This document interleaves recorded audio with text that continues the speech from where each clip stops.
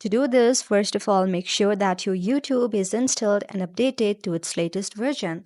After you do this, you can normally open the YouTube.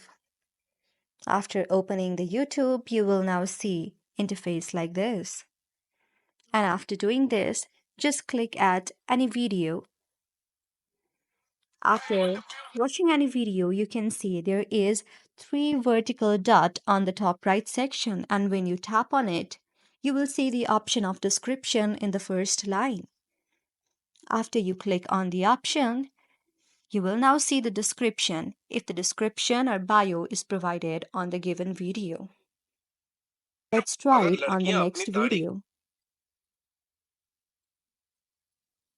So this is how you can see the bio of any video available if the video is given.